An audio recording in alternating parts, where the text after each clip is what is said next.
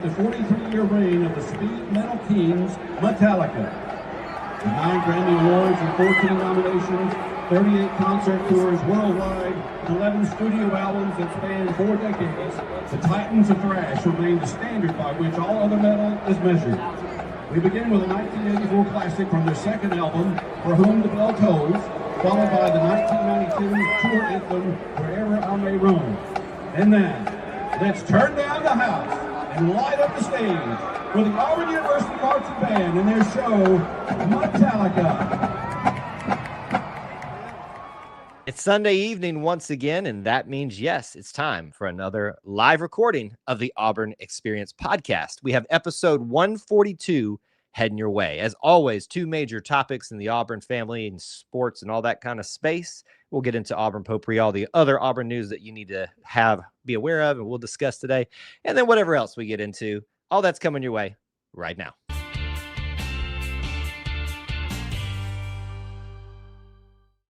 David Housel described it best. We are living the whole of the Auburn experience. You can quantify it, qualify it through a variety of methods: time, people, places, and things. But at its heart and at its core, the Auburn experience is all about Auburn sports, Auburn culture, Auburn family stuff. And say it with me, folks, if it's orange and blue, it's what we do. So thank you so much for joining us and what we're going to be doing on episode 142 of the Auburn Experience podcast. As always, I'm your host, Kyle Loomis, and alongside me once again, after having a great homecoming weekend, Mr. Austin Scott. Welcome back, sir.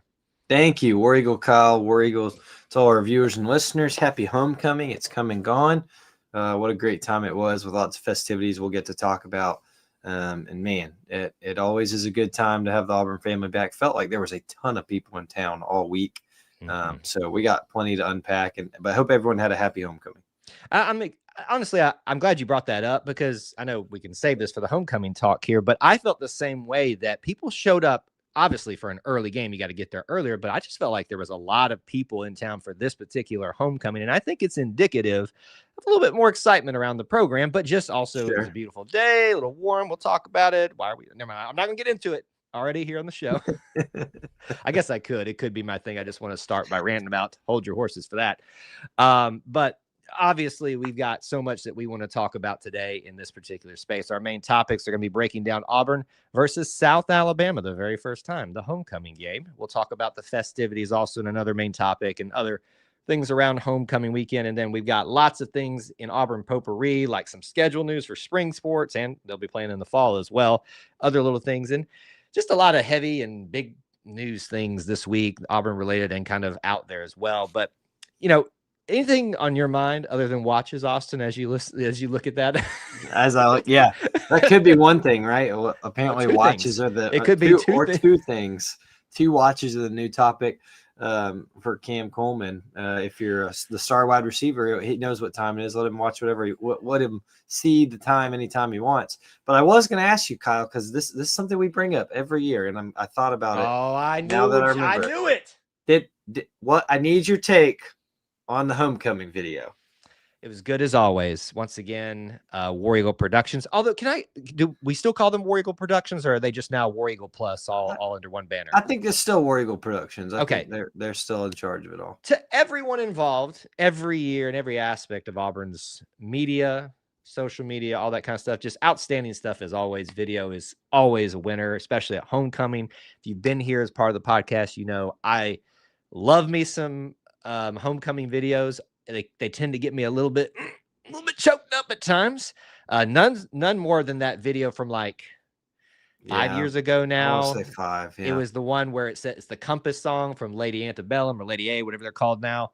And man, that one to this, I have that one saved in my drive. And when I'm having a bad day and I need to feel good about something other than reading my Bible, I just go straight to that, and it makes me feel a lot better about life. But anyway, I thought they did an outstanding job as always, Austin. There's such a high watermark with homecoming videos. Unfortunately, like to meet once that one happened. I was literally walking across campus when that one debuted, and I had to stop, sit down, and just go, I can't walk across this field here looking like I just bawled my eyes out. So anyway, sorry.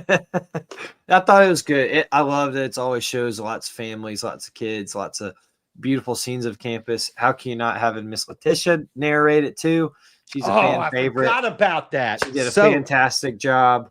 You know what, Colin? I'll give you a little bit of insight. I had heard that Miss Octavia Spencer was originally the ask to be on there, just couldn't work out. I think I'm actually happy that it was Miss Letitia, because she's such a one of those people in the background, but everybody knows. And if you don't know, you know who I'm talking about. Just look her up. And I just love that she got to be a part of it. Can we just be honest here? Like, it would have been great if Octavia had been able to do it, and it just, perfect marketing, all that kind of stuff. And I guess we all kind of maybe anticipated when she was going to be the grand marshal. Sure. But as soon as I heard the voiceover, it was like, this is an Auburn voice, and I know who this is, and why can't I place it? And then I saw her through Tiger Walk, and I'm like, it was Tish. Like, it was, and I was like, brilliant. Why has this not happened since then? So if you don't know, Letitia, man, outstanding job. I mean, that's what brings it all together, is if you get the right voice, the right person, not just a voice, but the right person with their story to tell the homecoming story. A+ in my view. And I'm glad you brought that up, because that's a good one to start the show with. Because honestly, the next couple things here, we're going to not have so much fun discussing this evening, but certainly it is something that we need to do. If you haven't paid attention this week, whether it's specifically related to Auburn, tertiarily, even the vast reaches, it has been a rough week of just not fun stuff in our country, tragedy after tragedy. Please understand that the things that we'll spend time on here today talking about, you may not want us to spend time about talking. We may even not spend enough time talking about your specific topic or tragedy that happened this week. But Austin and I have always been very upfront about our faith in Jesus and how that anchors us, grounds us in moments like this, whether we are personally and most directly affected by this, or just we're a bystander. But man, it's been a tough week, Austin, and we certainly have a very big Auburn story that transpired last week, and we could have talked about it, but we waited a week. We'll get to that in a second. But I think it would be wrong for us not to acknowledge the assassination of Charlie Kirk this week. And we're not really a show that loves to dive into the politics of it, but it is in the Auburn spectrum. And whether you like it or not, that does come around from time to time, and we would be remiss if we didn't bring it up. Obviously, I think most people know the story by now, so we won't rehash all of that. An assassination that was politically driven, and it has stretched far and wide. And even to this moment now, there are prayer vigils going on that are setting records and things like that. And that is just a great thing to see. And I think it's safe to say that his legacy will live on outside of that, whether you agreed with him or not. It's a tragedy, if for nothing else, the loss of a husband and a father to two beautiful children and a lovely wife. How she has carried herself this week is just, I don't know how you do that. I've been through some fairly big tragedies in my life, even some recently, and I still cannot fathom that, how that happened. But let me, I know most of you are screaming, mad at us for even bringing it up. First of all, I don't know how you could be. We've covered other sides of the political spectrum on this as well here and talked about things very openly. That's kind of what the whole thing, Charlie, was about in the first place. There was a prayer vigil at Auburn because most of his organization Turning Point USA has chapters or sub-organizations at each school, or a lot of schools, I should say. And from what I understand, it seemed like Charlie was very fond of his Auburn chapter, led by Brylan Hollyhand is one of the major people that's involved there. And it was a beautiful, from what I could see, I was able to stop by on Friday evening outside of Hargis Hall. A great crowd showed up, and there was a lot of prayer, reflection, and from people from different walks of life. People want to divide us up and conquer us in some way, but every single race, every single perspective, walk of life, people just wanting peace showed up. And once again, whether we go back to the peaceful protests or demonstrations that happened at Auburn with coaches involved, with players involved after the George Floyd situation and everything else that happened that summer and that season. Once again, Auburn, I think, comes out for the most part, at least those that choose to put themselves forward publicly, and displays the best of what makes us Auburn, and that we love each other. This is about Auburn men and women. This isn't about Auburn right person, Auburn left person. This isn't about Auburn this race, that race, all that kind of stuff. I loved seeing that and coming together. It doesn't mean there weren't detractors for that. Trust me, we've seen you. Trust me, we're dealing with you. And it's okay for you not to like what was said, what was being remembered, and all that kind of stuff. But, you have to kind of ask yourself, are you living by the Auburn Creed in the way that you're choosing to express your dissent towards this? Sometimes you can just express your dissent by moving on. So anyway, all that to be said, I could say more, and I won't really dive into it here, but I think it's important for us to acknowledge that, at least on my part. I don't want to put you on the spot, Austin, anything that you'd like to say, or we obviously have something unfortunate as well in our heavy part of the show to talk about still too. Yeah, well, I mean, I think that you hit on a lot of it. It becomes a local thing when people of the Auburn family feel connected to it. And I think that was very evident once you saw that the visual occurred. We caught the tail end of it, and we were walking around campus after the homecoming parade, and caught the tail end of it, and saw a lot of people affected that in some way or form are associated with Auburn. I think too, and to go ahead a little bit, with when you look at the last week that's been with Dr. Chanelli, the vet center, with the school in Colorado shooting, with Charlie's assassination, it's just been a hard week. And I think from my perspective of where I've been able to see it most touched in Auburn is, sure, it was family weekend, sure, it was homecoming weekend, and you could probably attribute to this crowd in a million different ways. But I know at our church we were full this morning. And I'm not saying that that's directly related to that. Family weekends usually are pretty full. But I know that our pastor was able to talk about how important it is. That this is not our home. And you may have a lot of questions on where all this on the spectrum lies, and what it means, and how you find joy or how you find hope in it. Like Kyle alluded to, we've been very honest on this podcast that for us, that's Jesus Christ and a relationship with him. And to know that that's where we fully believe you can find your most hope and find your most satisfaction, and not things of this world. I think is a key thing to remember in weeks like these, when it just doesn't make sense a lot of times. And so, it's been a rough week as a community member here, and Yep. We'll get to talking about Dr. Chanelli. That kind of started everything, and then with the school shooting and with Charlie's assassination, it's just kind of compounded to be a really, really big week and rough week for a lot of people in this community and others. But this community is one we cover the most, and so I love that you brought that up. And man, I just hope that. Our pastor says this a lot too, but there's a lot of really great churches in Auburn. And I hope that ours and others are recognizing the need in this community, and being able to feel that by being a sounding board for people to listen. Because there's a lot of questions right now. I don't want to liken this, but it was this week as well. I don't want to liken this week to 9/11. Because I think that was a greater scale in terms of impact and effect, obviously. Yeah.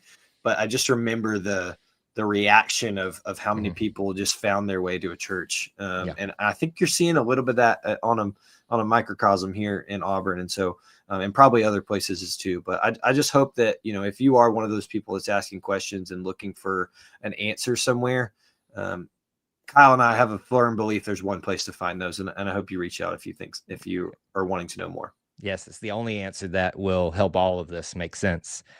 Whether it's this tragedy, unfortunately, the next one, we live in a fallen world. These things will happen again until Jesus comes back. And it's something that, if you're not grounded in something much higher than yourself, it's going to be difficult to process. And just a final note on that, please, folks, those of you that are upset with that situation in terms of the positive response that people are having towards Charlie Kirk, please do your research. Please do your research. Please represent yourself well. Please represent Auburn well. That's all I'm asking. We're still in the phase of dealing with the difficult things about this week. Certainly, you've already brought her up once before, and we'd be remiss again if we didn't spend enough time talking about Dr. Chanelli, a former professor at the Auburn Veterinary School here. And man, you just want to talk about a way to kick the week off finding out that our loveliest village on the plains, those of you that live there, those of you that call it home just for a weekend, as we've called it here, it rocks you when anybody has something that something happens in that special place for us. Dr. Schnelly was unfortunately attacked. I won't go into the details necessarily. There are plenty of news stories about there, but at Kiesel Park, and unfortunately lost her life by just, as far as I understand it, just something random, not really a motive that I'm aware of or anything like that. Please correct me if I'm wrong, Austin. But man, other than we've talked about how we deal with these tragedies, whether it's a national scale one or that, and grounding ourselves in Jesus. But Austin, I hate this. I could ask it a better way, and I'm trying to figure out how I'll hold others accountable other than thoughts on. But I'm asking your thoughts on the situation, I guess, unfortunately, with Dr. Schnelly. Yeah, not to downplay any of the other tragedies we talked about, but that I feel like that has been the most pressing thing around Auburn, just because stuff like that does not happen here very often. If and this is not a shot at any school. We love to take jabs and Sure. mess with our rivals, but this is not a shot at any school. But you hear of things at other places, and you hear of tragedies that are in maybe bigger cities or places where it's just there's more likelihood because of whatever, more people, more communities around it, whatever. Auburn, we like to call it that loveliest village because it's kind of in a bubble. You're kind of in a bubble here. One of my college pastors when I was in school called Auburn Neverland, because it's just it's a very small place with a very magical place, and everybody's doing things together, and stuff like that doesn't enter that sphere very often. So to hear of that this last weekend, and then leading into the week, finding out more about once they found the person responsible and how that, and putting a trial and all the more details that would come out, just kind of rocks this community a little bit. Kiesel Park, the school I work for had a cross country meet there this past Saturday. Emily and I take the boys there. We have been there with friends. We've taken family photos of others there, like a very frequented spot for people to just meet and converse and walk their dog.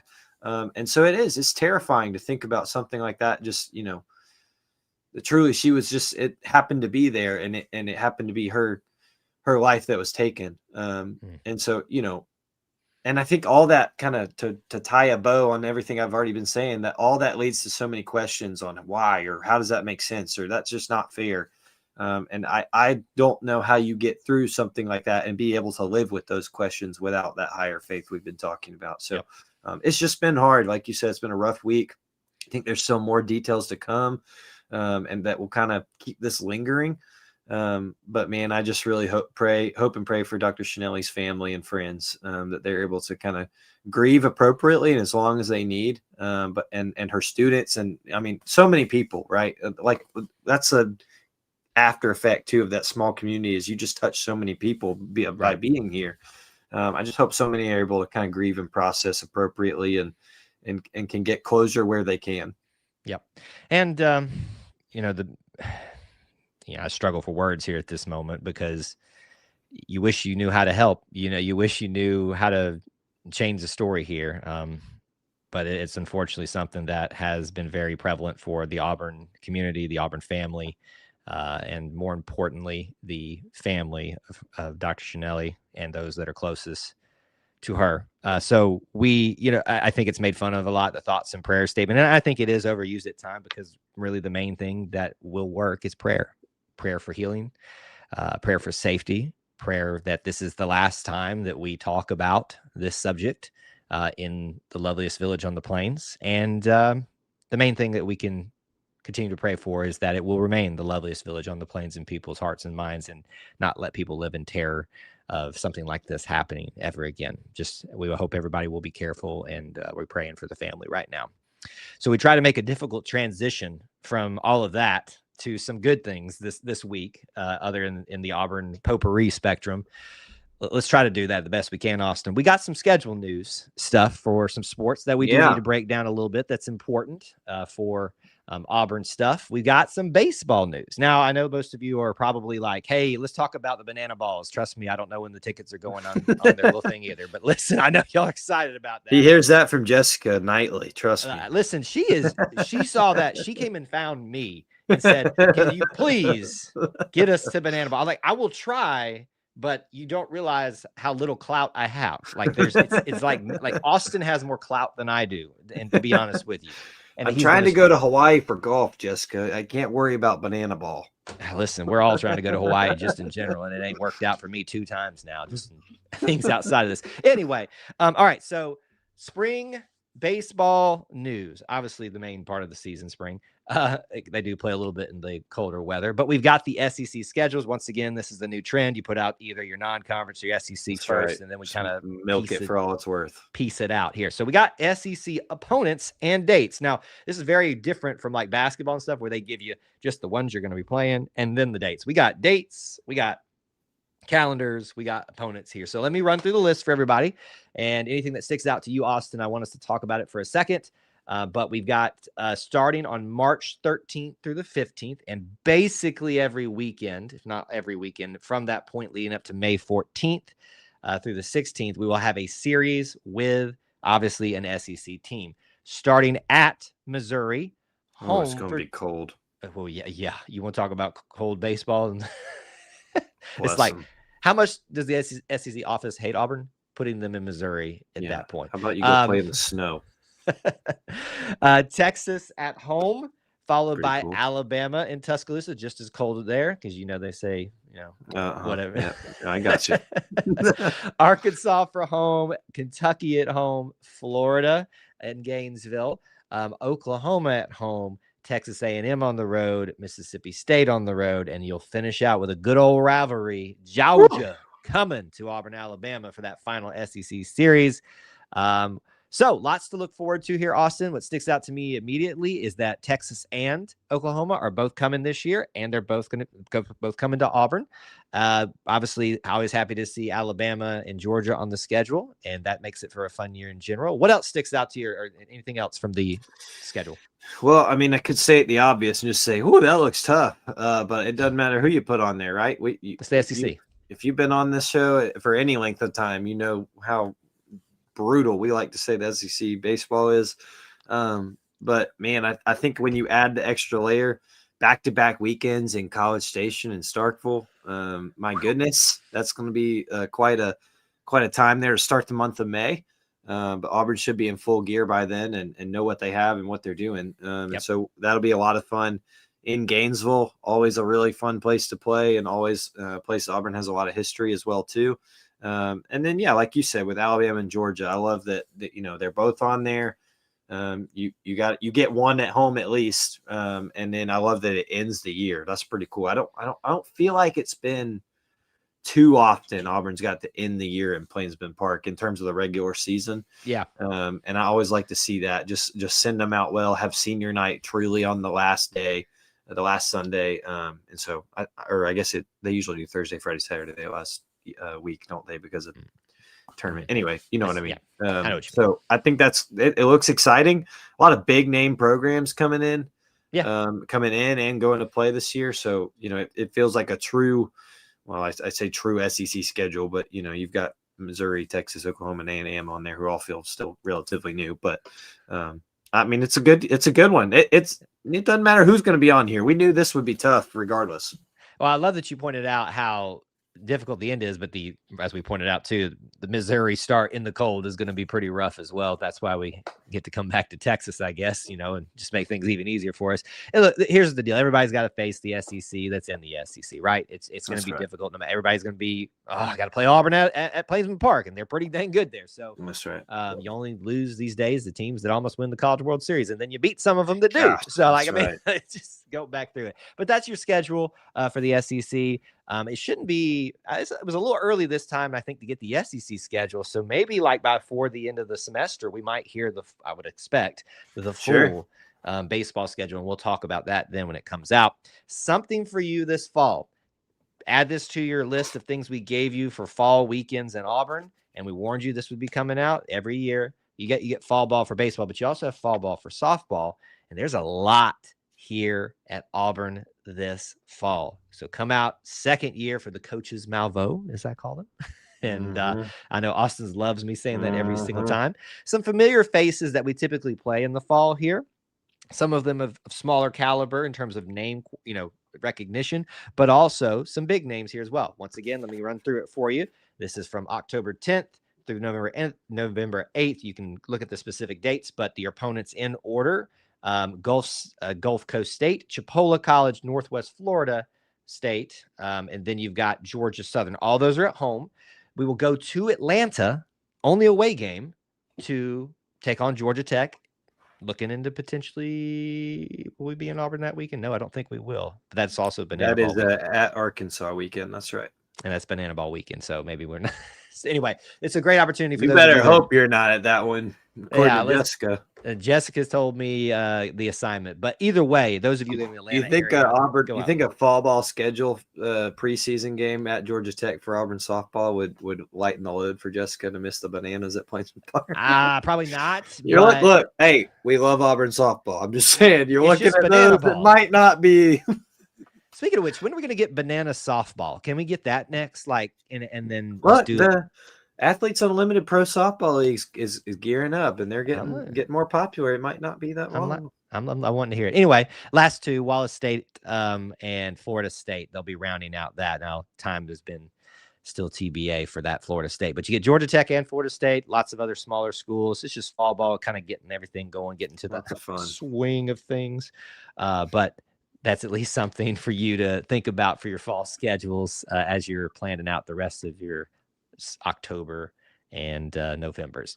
Now, finally, just to catch up real quick on the other small sports stuff that's been happening. I don't do that. Don't call them small sports, Kyle. To catch up on the other sports stuff, let's talk about how they did this week. Auburn soccer started SEC competition, got the victory. Or excuse me, they did not get the victory. It was a tie, which is always frustrating to me that we allow this in soccer. I won't go on that soapbox. They took on Ole Miss at Ole Miss, and unfortunately did get the draw out of that. Either way, it's a point towards their scoring system at the end of the year for how they place and all that kind of stuff in tournament play. But at least it wasn't a loss, and it's gonna, it's his first year for head coach Armstrong, so getting back into the SEC. He would have loved to get that win over Ole Miss, having been the former Mississippi State head coach. Gosh, yeah, and it would have meant just a little bit more. Just a little bit more. Almost like it means more in the SEC or something. More. Volleyball, pretty good week. Started off with a sweep of Florida State at Auburn in Neville Arena. Was there for that. Saw that one. You got to go, right? Yep. Big shout out to Coach Crouch for his 75th win here at Auburn Volleyball, continuing to cement his legacy here at Auburn. Hard to believe. It's hard to believe it's been that many already. When they announced it, I heard 175 first, and I was like, wow. I know they play a lot of volleyball, but then obviously I looked up at like 175 sets, maybe. Like it's more than that, I would assume. Yeah. But 75 or 75th win for Coach Crouch. Congrats to him. They did go back to FSU later in the weekend, and they did lose, not in a sweep. They won one set, so 3-1 Florida State won. But it just goes to show you, these are both two good programs that have some recognition to them, and it's just kind of that home court advantage that seems to be at play there. But excited for them kind of rounding out their non-conference play. Which is good news, though, that home court, like they swept Florida State at home, had some struggles down in Tallahassee. So get to an Auburn volleyball match and go check it out. It's a lot of fun, and they're picking back up. I think it's going to be a really good season. It's going to be a really good season with plenty more to come. All right, let's jump into our first big main topic this evening. Yes, we're going to talk some football finally. Homecoming on the Plains, more on the festivities coming up in just a little bit.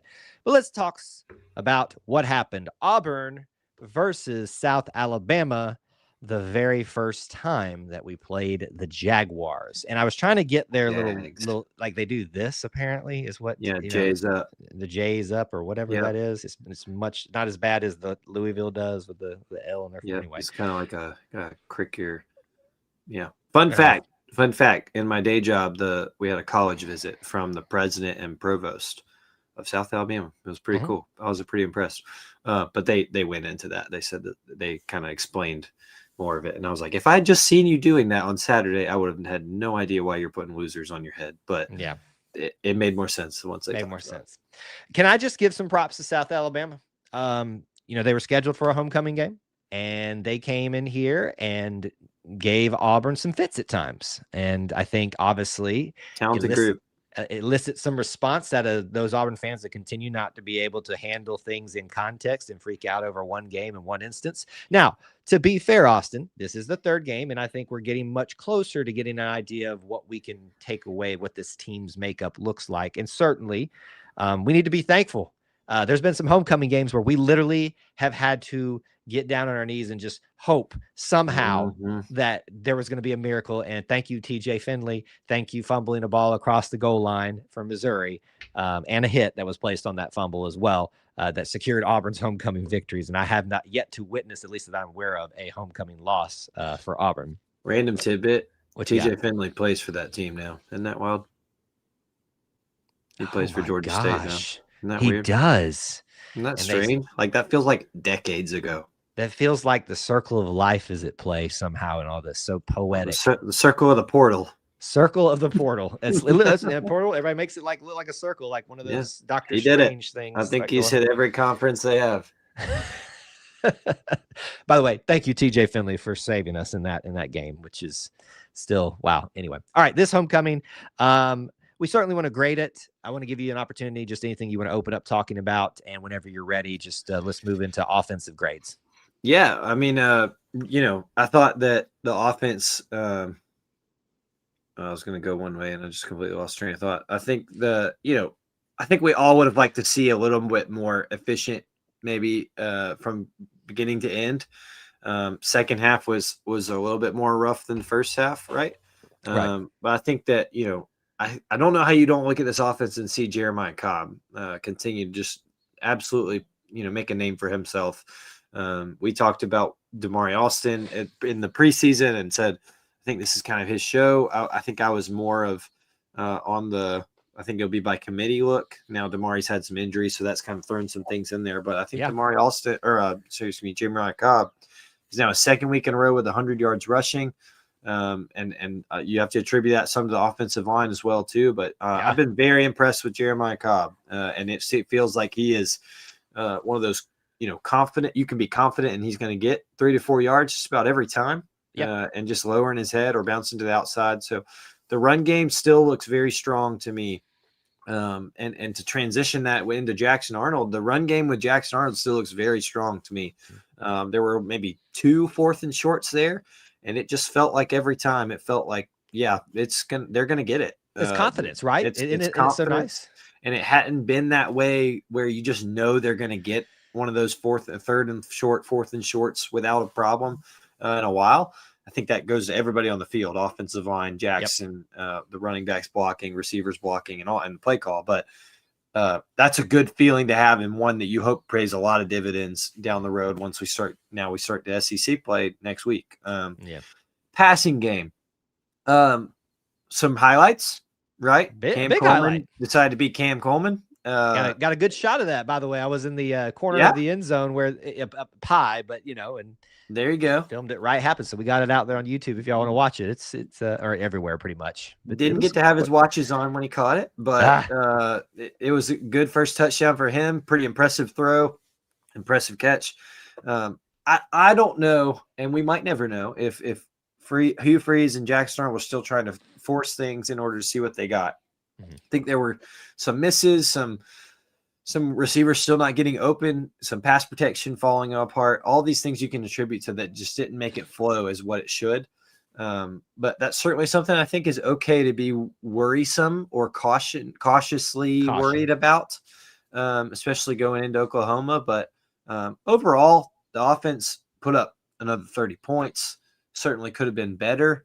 But I'm okay with what they're looking at as far as, because this defense was able to do enough. So I'm going to give them about a B+, I think. On the offensive side of things? That's correct, yeah. I'm glad that you brought up the offensive line. As I've always said, it's been a group that I've been hopefully constructively critical of over the last several years. And so now, last game, maybe a little bit to be desired probably, but bounce back against probably a better opponent as well.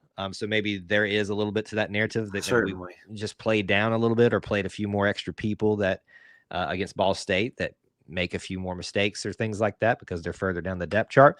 But 1 sack again. So, hey, listen, that alone raises the bar a little bit for me. I think also, too, people once again are falling victim to these narratives that they just let themselves be convinced of in the offseason. And when they don't see it, their confirmation is not, their bias confirmation is not being confirmed. I think I said like a double way there, but anyway, you get what I'm saying. I think really that's what's at play here.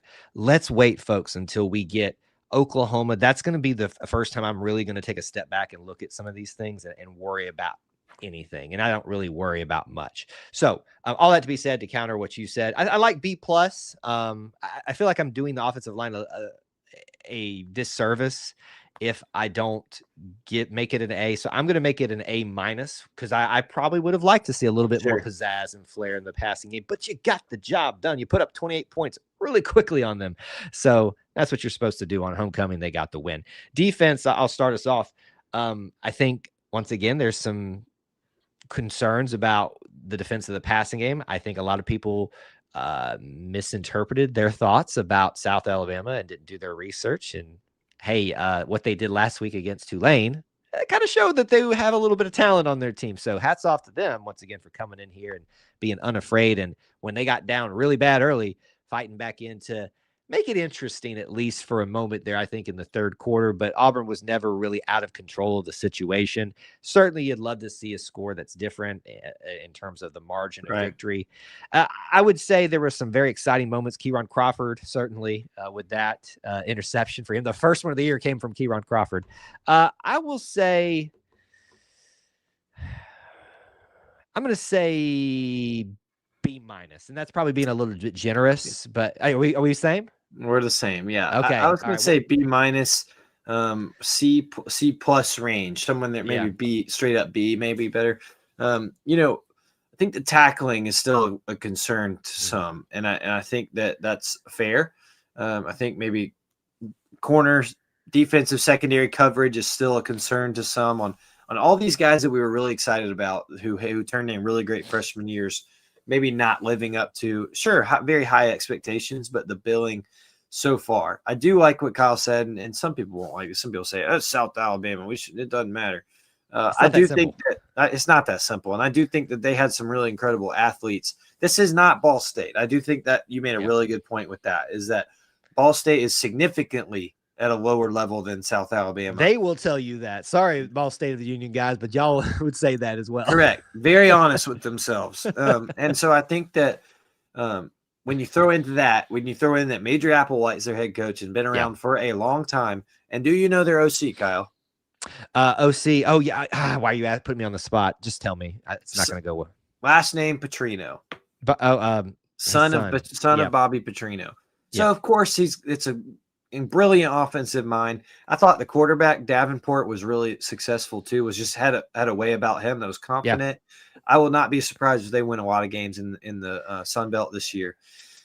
So all that to say, Auburn's talent wins out, and Auburn's talent is able to do what it's supposed to do against South Alabama on a homecoming game.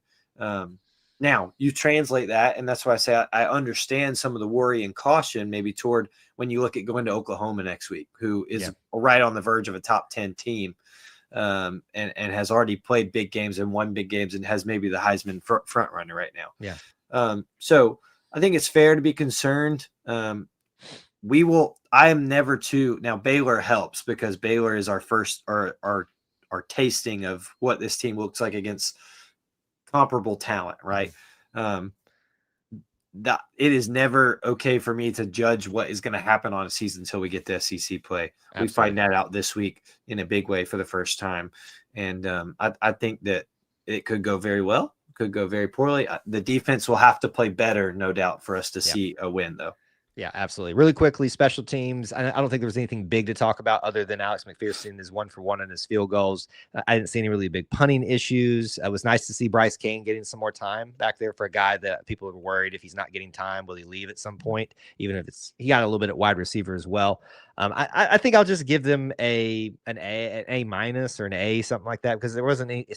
I'll just say A, because there's nothing really that I can think of, unless you can. That's Sure, a no, negative. I like A. I think, congrats and kudos to Connor Gibbs for getting to kick a little bit more, some kickoffs.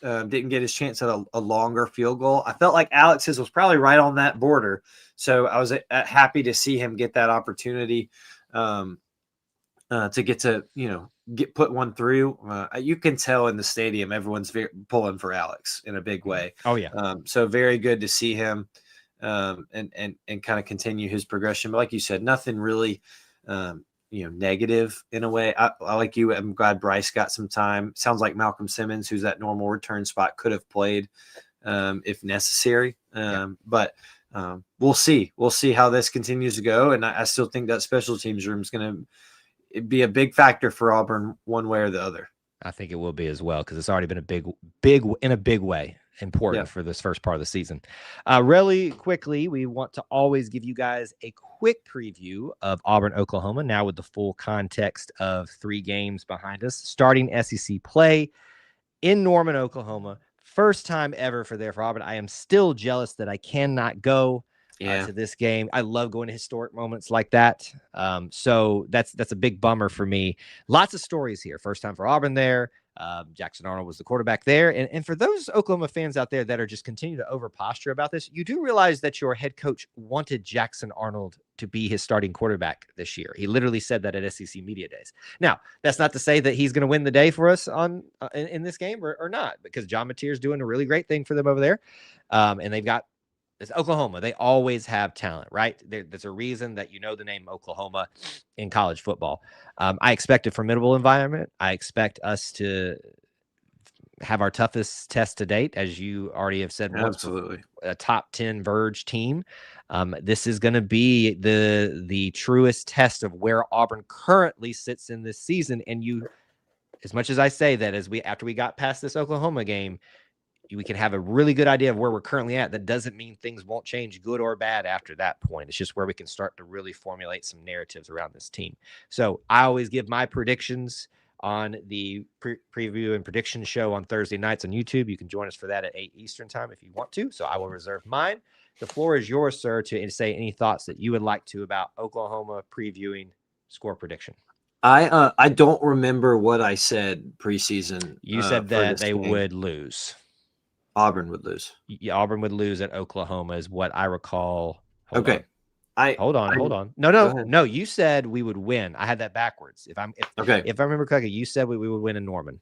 I knew that we had that's what you were thinking about. One of these next two, we each had. One was a loss, one was a win. Somebody's gonna be wrong. So I'm that's in the past, and it's in recording lore forever. So go back and call me wrong for sure. I think Auburn probably is going to fall in this game now that we have some tape on Oklahoma, what they've been able to do. I think Auburn loses. I don't think it's going to be bad. I think it'll be one they get tested in, mainly because of Oklahoma's offense. I still have a lot of questions about that defense in the secondary, like we've been talking about. I think John Mateer, his OC Ben Arbuckle, who's my age, by the way, which is insane, is just doing a really good job so far in offense. I think the environment will be crazy. I'm glad it's not at night. I think that would have made it maybe a little bit worse. But nonetheless, I think Auburn probably falls in like a 27-20 type of game. And Auburn's able to hang in, but just not do quite enough. I think Jackson Arnold has a good day. I really do. I think that it just ends up being enough Oklahoma to overpower Auburn. And Auburn takes their first loss of the year, but learns a lot about themselves. Yeah. So we'll have to see. I expect a big Auburn contingent to go up, though. You mentioned how much you wish you could be there. I think Auburn people love going to these kind of events where it's the first time. Everybody wants to experience it when Auburn experiences it for the first time, like similar to Penn State and things like that. Yep. So I think you'll see a lot of Auburn people in Norman. But I'm going to say 27-20 Oklahoma. 27-20 Oklahoma for you. I'll reserve mine till Thursday night. But what I will give people a taste of, and this is just where I'm sitting on a Sunday evening. We record this before the game, still a whole week to go. I get the feeling there's been a lot of comparisons to this team and the 2013 team. I think that's very dangerous, but I will make an analogy here. If everybody remembers that LSU game, that year, LSU came in and hit Auburn in the mouth, and there was a rain delay that kind of slowed things down. I'll grant you that, if I remember correctly. But I get the sense that may be similar here. There's a lot of motivation for Oklahoma. They're a really good team.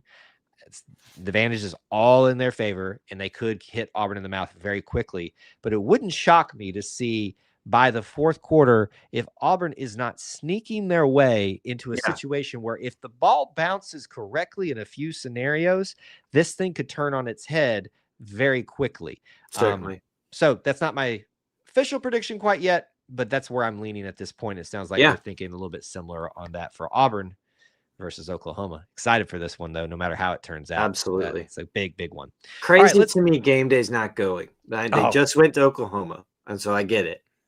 But come on. Not great planning, right? It's the game. It's the game of the week to me. I don't really see anything that beats it. Of course, they're going to Miami to see Florida, but whatever. It is what it is. Those Auburn fans that are saying, why aren't we this? Why aren't we that? You could always be Florida. Mm-hmm. It's tough right now out there. All right. Let's do our last main topic. And certainly Austin and I just gush over how much we love homecoming weekend. Austin gets to experience it to his fullest as a resident. I only get a taste of it when I have to travel in on a very warm, but not too warm, just enough fall weekend for homecoming. I'm sorry, I said I wouldn't do it, but I'm going to. Can I please just make my plea one more time to all the powers that be that make these decisions? I don't care if it's the most difficult SEC team that's ever been concocted. The way the schedule is going to happen, I mean, you got a 9th game coming up anyway in the SEC. The chances are there are very few options for you to do the homecoming game against a weaker opponent and not have it in the scorching heat, at least how they schedule them these days, of Alabama in September. Granted, there's been ones that have been even worse than this. Could have been a lot worse. I grant you that. And I know that there are things outside of people's control, but please, this is my plea to everyone in every scheduling affecting capacity at Auburn. Please give us an October homecoming for once. That's all I'm asking. I'd have taken Missouri on the 18th of October or even Kentucky on the 1st of November. I'd have taken either one. Those are really your only options. Yeah. And I would have been fine with either one. There's not a way to avoid it being an easy game and not play an SEC team. Essentially, I mean, Vanderbilt. Look at them. I mean, but everybody does it now, right? Like everybody does. It feels like everyone, and that's not to say, oh, you jump off the bridge, but it feels like everyone's just like, let's just punt on the heat. Who cares? Do it in October. I would like us to try it. Just try it. Just try it. Just please. I promise you, the Auburn family, there was a great crowd this weekend and so proud of the Auburn family.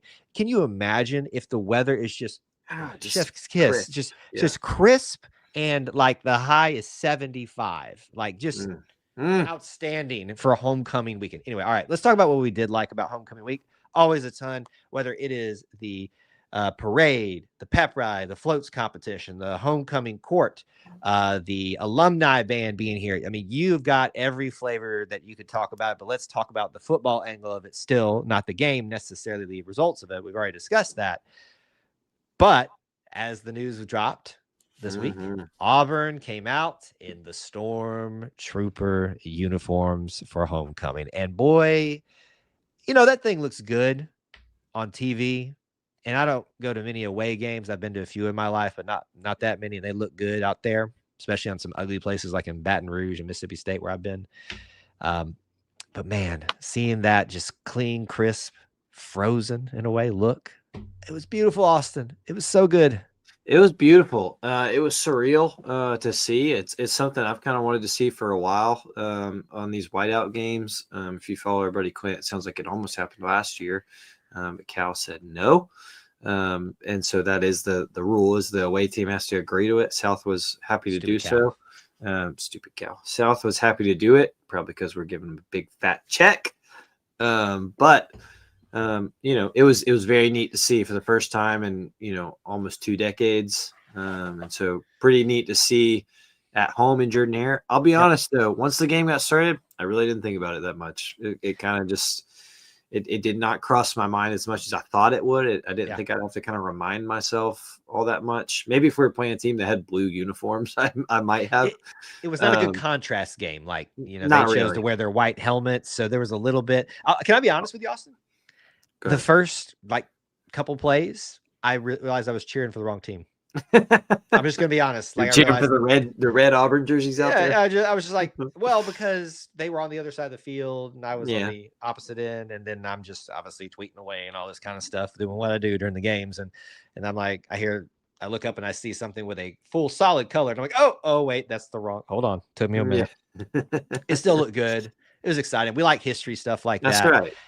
And it's just a little something special for homecoming, that you always want to do those special things like that. And I think it was a big success for the players and for the fans as well, that really like that type of stuff. Would you like to see it again? Yeah, I'm down. If that's a home, like if you want to do it for a homecoming game situation every year. If it's for the whiteout game, if fans are encouraged to wear white, if it's for the whiteout game every year, would you do that? I would much rather there not be a whiteout game situation, because it feels like everybody does that. I'd like to just do it for homecoming. I think that's another selling point for people to come to homecoming. And let's be honest, if they continue scheduling the game in September against a team that we're supposed to beat in the heat, that not only does it work perfect for the players because they're in not as dark of uniforms and stuff. That's what I would say. I would rather it be a homecoming tradition rather than a whiteout game tradition. I know that probably doesn't make a lot of sense to folks, but that's just me. I'm taking it that you would. Yeah. I'm not as hot now that I've seen it. It's like, if it happens, it happens again. Yeah, it is what it is. It's not like something that we're going to die on a hill for. It does feel special to see it on the road. Yes, like that does feel more special to me. And so if it goes back to just being a road game, I'm good with it. We're good with it. It looks good no matter what. Glad we got to see it for those of us that don't travel to the away games as much as others. So I love everything about homecoming week. If you haven't checked out some of our videos that we've already got out, more coming. I mean, we got parade videos. I got a floats video. Let me start here because it's part of the parade. I thought the floats this year, fantastic, outstanding. Every single group. Now, I will tell you, I forget the group's name. There was one I kind of said, I think they probably just threw this one as fast as they could that was together. Last night. Yep. And it still looks good. Like you did way better than I can. But you could tell. You could tell who really put some effort into this. And if you've seen the one that won, we shared a picture of it out from the big screen. It's the one with the 3D Sanford Hall with planes going over the top. And I think it's Aubie kind of like coming over the top. Aubie's like King Kong. It's awesome. There, like the King Kong you think of on the Empire State Building, holding a little South Alabama player. The floats are big at our house. Like that's what we want to go see on our walk at the parade. I'm very like meticulous on who I judge, but I'll agree with you, Kyle. And Emily and I said it. This year it was like it wasn't just clear cut. Normally I'll be honest. Most years it's clear cut. It's like, all right, it's one of these. This year there was at least like 3 or 4. Right. And no, not to get into the nitty-gritty mechanicalness of the floats, but the smaller you do that paper, the better it looks. I'm just gonna be honest with you. Yes. If you just kind of stick it in there, then it does the line, the details are not as perfect. And so more people did that this year, though. You could tell that a lot of, bless the pledges and the new sorority members that had to do it all night long, I'm sure. But you could tell there was a lot of work put into it and a lot of good ideas.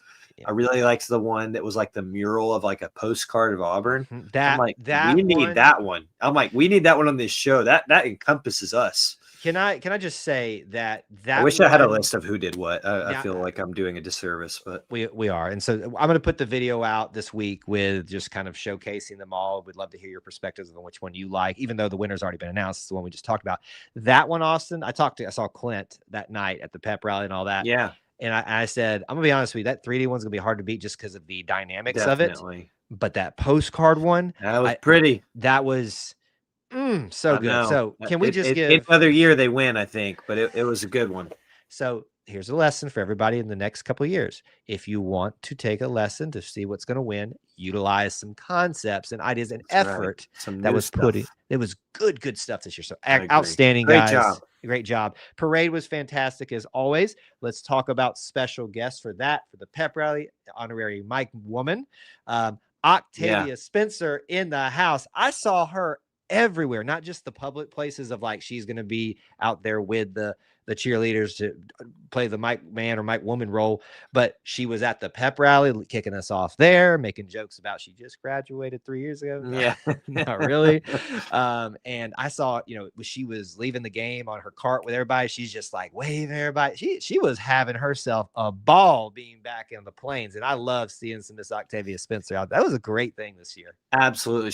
She's one of those Auburn people that just loves Auburn, despite where she's gotten and how far away she's been removed. Maybe she is not shy about her love for Auburn and its people and the family. And so I thought she was a perfect fit to have back this year. It was very cool to see her kick off the parade as the Grand Marshal. I thought it was hilarious when she came out there as the honorary Mike woman, and she, usually you come out there, you do the War Eagle, and then you let Mike Man do his thing. And she stayed out there. She was like, and I think Zach, the photographer, had to tell her, like, okay, you got to go back now.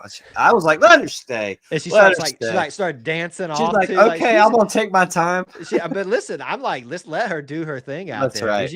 Listen, she is having a ball being honored in this way. She's not, just in the grand scheme of things, not like the Tim Cook or the Charles Barkley level of the Auburn alum that you think of.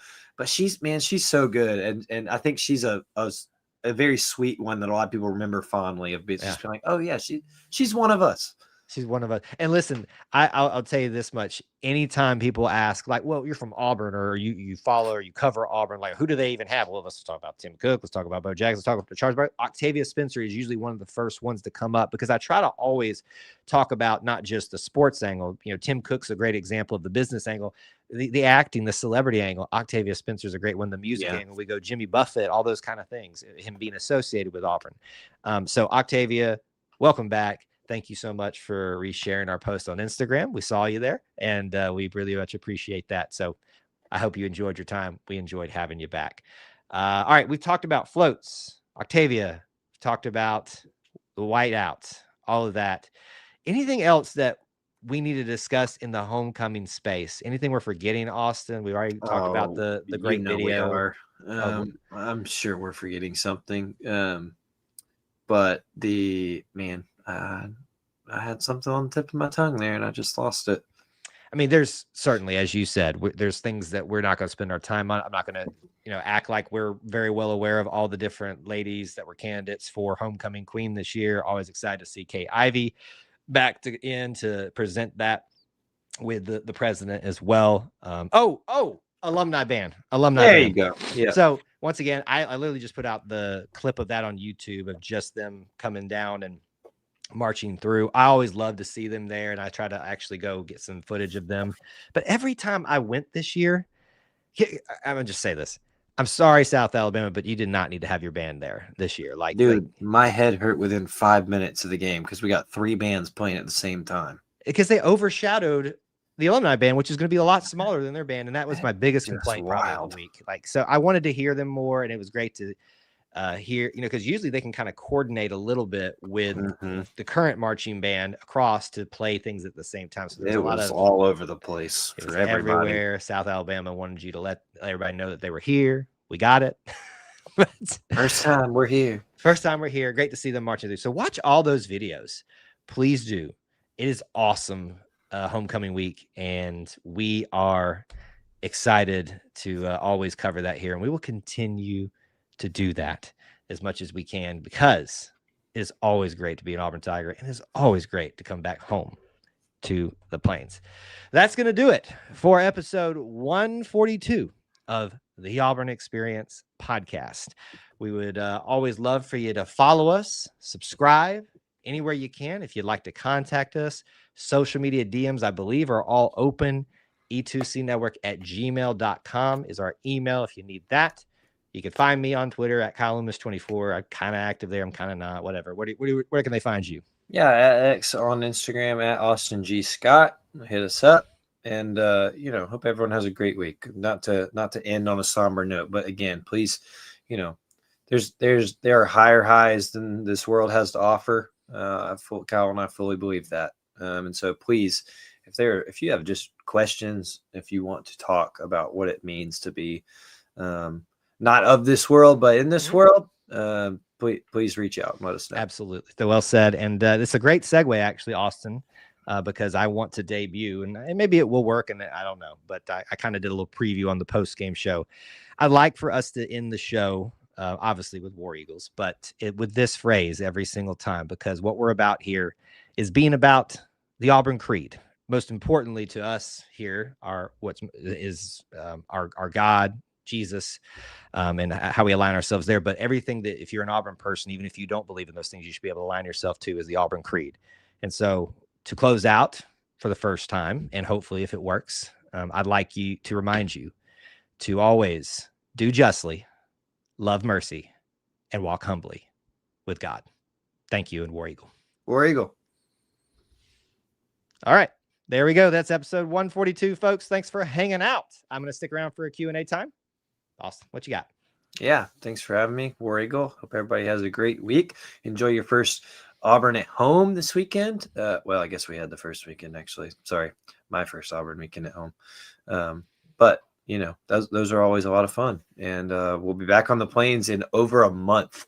Are you coming back at all? I shouldn't be airing your business out in the real world, but at this current time, I wait until the next home game. I plan to be back. Right. Lord willing, I will be back for that.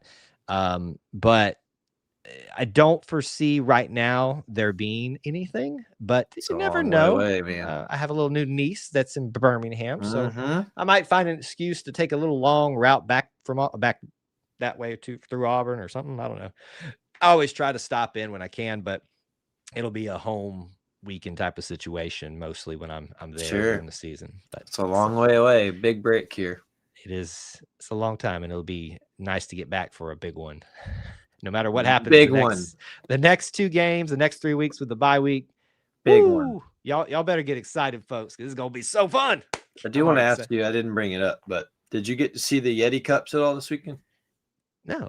You know the Yeti Cups they're selling now with the championships on. Oh, yeah. I didn't see them, but I've seen them online. They look fancy. Saw a lot of people getting them. They look fancy. Can I be honest with you? We've got too many cups in this house as it is, and a lot of cups. I got a lot of cups. I mean, I'm just saying, Jessica's asleep right now, so I can say this, but like, she's got a problem, man. Like, it's. Oh, I got a problem. I'll be honest with you. I got a problem. Y'all need to start some type of, I'm gonna say, AA group or whatever. I'm gonna tell you right now, though, that's $55. That's a cup. That's a cup I don't think will end up in my cupboard. How about that? Y'all added up. I got some cups down here. That's about it. It's about all that's mine, but everything else in this house is hers. So don't show it to her because she'll probably want it. But no, we'll keep that to ourselves. All right, sir. Thanks for hanging out. All right, man. War Eagle. All right, you're stuck with me for the last few minutes that we're here. As always, I like to leave a little bit of space for some Q&A if you'd like it. If we've covered everything, some detail, we can close out the show tonight. But please, if you've got anything that you would like for me to discuss, maybe expand on, ask about, especially if it's something that was here tonight that we discussed about, just thoughts in general, put those in the chat right now, and we'll round out. If there was something that you brought up earlier in the stream, we always leave the chat open, but we very rarely interact with it during the actual recording part of it. I can try to go back, but it's usually easier if you just comment it again. Now, reminders for you this week. I'm actually a little bit prepared this time. Obviously, hope you're back here next weekend for the Auburn Experience podcast, episode 143 at 9 Eastern time. But this Wednesday, Auburn Family Night is back again. Live call-in show where you take center stage, the Auburn Family, 9 Eastern on Wednesdays, always outside of unforeseen circumstances. We want you to be here, talk about the Auburn Experience with us. It's your show, your perspectives, every single time. We will have a preview and prediction show for Auburn and Oklahoma on Thursday night. Once again, this is a show that we were doing by somewhat of a request. Then people didn't show up for the last week. So thank you guys that you did, but we certainly will keep doing this as long as the crowd continues to show up. We hope that you'll be able to join us 8 Eastern time on Thursday night. Keep in mind that is 9 on Wednesday, 8 Eastern time on Thursday. We will do a post-game show for Auburn, Oklahoma, win or lose, right after the game. I'm here at home in studio, ready to roll. This won't be a scenario where it's late at night, so no excuses. This is your place to be in Auburn postgame. We're going to talk about things in context and not just emotion, substance over sound bites. Join us here, Auburn versus Oklahoma postgame, right after the game. And as we already talked about, we'll be back next Sunday with the Auburn Experience podcast. All right, let's see here. See if we got anything to talk about. WT writes, if Auburn can't establish the run early, it will be a very long game for us. Not saying we won't, just saying it is vital for us. And I think it's even beyond that, WT. I know you're applying it to this team for this specific scenario, for this specific game.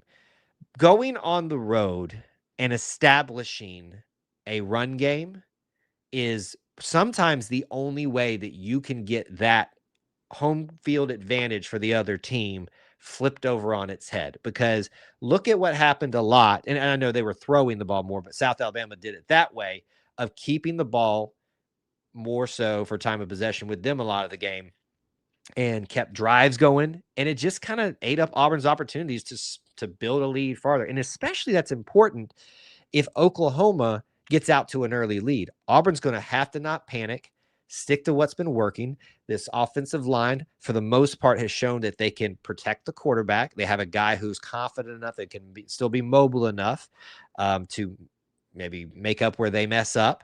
And they've been able to create room for the running game. So I agree with you on that point. And it's not just about this year, next year, any year, going on the road, establishing a run. That's going to be crucial. Tim says, is Simmons hurt? Don't remember seeing him catch any passes. Off the top of my head, he was not listed as one of the major injuries in this game. That was Amaris, Jay Crawford, and who am I forgetting? There's a third one that they talked about post game, and I can't bring it up right now. So I'm not really sure what the situation is there. He wasn't utilized a whole lot, but it was certainly he was certainly missed at times in his presence there. Robert says, I think the defense shows up in Oklahoma, and this turns into a really good game. They got to show up as well. So I think to add what Robert has said, what WT said earlier, establish a run game, just lock in, bend, don't break against Oklahoma's offense, and you might be able to find yourself in a position to win. This is from Micah. Auburn's defense has got to get stout, even though I saw probably a lot less of the game than Auburn fans. It looked like water through a storm gate. And some of that, like in the context of what you watch, maybe so, but I think people are not giving South Alabama enough credit. And I'm not just trying to spin things here. I was awakened to that fact, not just off the results of the Tulane game, but just kind of feeling things out, doing my own little research a little bit. I'm like, oh, okay. So this isn't your typical homecoming game. Like if we don't come out and go, hog wild to start off with, Tiger Wild, I don't know why I said hog wild, to start the game here, they could find themselves with a little bit of confidence. Thankfully, we did that. This is from WT as well. I'm not convinced that the O-line is doing what it needs to on pass protection. South Alabama was in our backfield a great deal in that game. It may be the case, but the results didn't really speak for that with only one sack. Now, certainly it helps that Arnold seems very poised and confident with what he is being given as far as protection, but this certainly doesn't mean it couldn't have been better. Why didn't Pleasant return kickoffs? Not really privy to that. Here's a lot of these questions that y'all are asking. I would highly encourage y'all tomorrow. Now, you can watch it when they broadcast it, the press conference tomorrow. It's going to be, actually, I could tell you real quick. Give me 2 seconds here. Should have been ready for this. Press conference tomorrow will be at 1:30 Central Time. So that'll be broadcast on, I think, all their social media, if not X and Facebook mainly. So a lot of those questions may be answered if they're asked by the media. I'm about to sneeze, and I'm so sorry. Trying to fight it off. But we'll see if any of that comes to light then. No, Micah, I'm not swapping teams over here.